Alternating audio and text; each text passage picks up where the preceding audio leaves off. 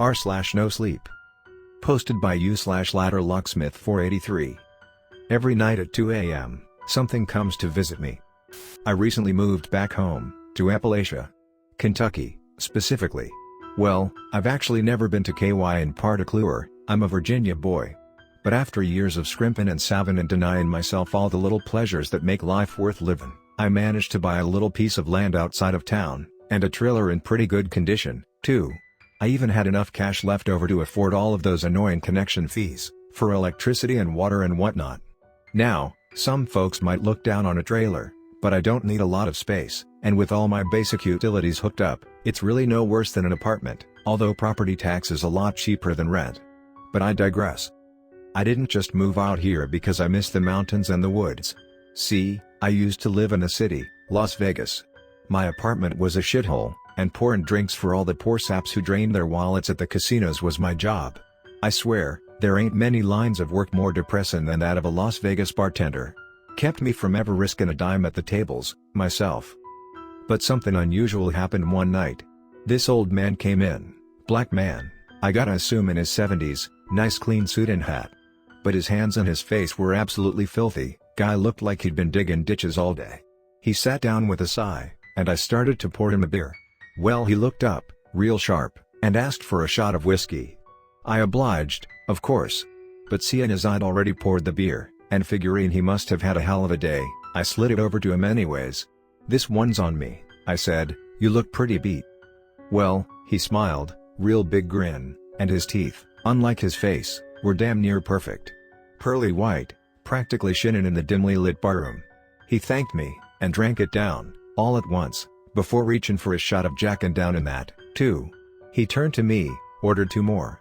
Again I obliged, and as I did, his grin suddenly went away. He asked me what was wrong with me. I was about to apologize, sure I must have spilled or something. But as I looked over at him, he showed no sign of irritation, or anger. I knew, and I'm not quite sure how I did, that his question was a little more general than that. He was asking me what was wrong with me, what was wrong with my life. And his countenance was that of a businessman, even under all the filth and grime.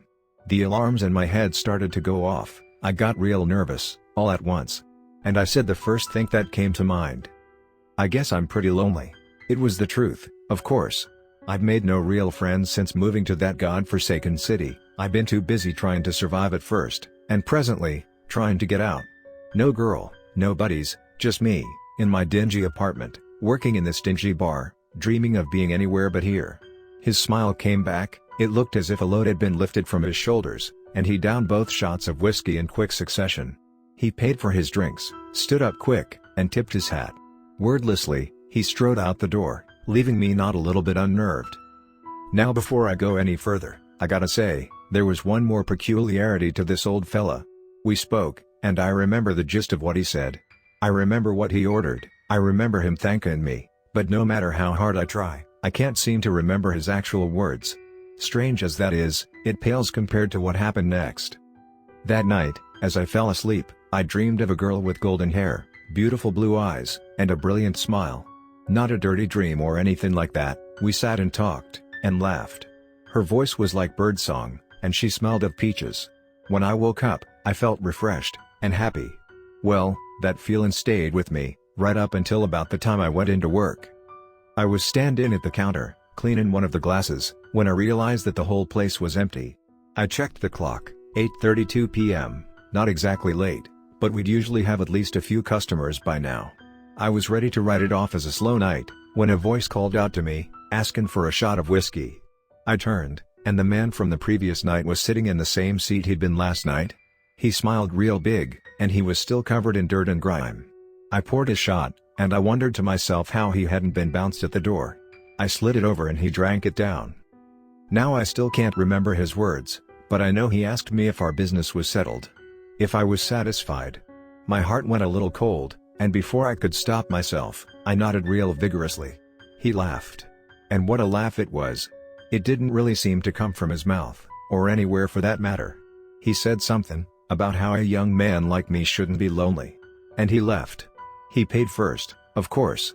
Exact change. Well, I went home, fairly shaken, at the end of the night. Not a single soul walked through those doors, all night long. I keep a bottle of scotch in the kitchen, for special occasions and sleepless night, and I poured myself a couple shots. I'd calmed my nerves a little, started making excuses in my head. I went into the shower next, turned it up real hot. Closed my eyes as I washed my hair, and when I did, I heard a gentle voice in my ear, and felt a pair of soft hands glide down my chest. I got spooked, slipped backwards, and it felt like I slipped into somebody else, I swear. But when I opened my eyes, I was alone. Of course I was. But it smelled like peaches, and I started to feel real sick. I rinsed myself off quick and got out, and as I did, I felt terribly tired. Took all my energy to dry off and crawl into bed. Well, I started to dream, real quick, and the girl was there again. But this time, she was sitting at my table, glaring at me, rubbing the back of her head. I started to speak, but I shut up real quick.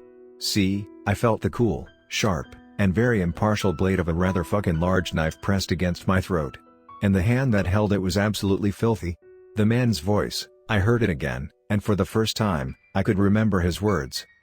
"You better be real careful, boy. Strike one." I looked at the girl with the golden hair, scowling at me. And I woke up. When I crawled out of bed, I was shaking. My nausea had gone into overdrive, and I ran into the bathroom, entirely emptying my stomachy into the toilet. My neighbor must have heard me, because he banged on the wall and told me to keep it down. I wiped my mouth off with toilet paper, and went to check in the mirror, make sure I was fully cleaned off. I damn near shouted when I did. Along my throat, where I know damn well there didn't used to be no mark of no kind, there was a long, old, faded scar. Like somebody had slit my throat, and I'd lived to tell the tale. I didn't get any sleep that night.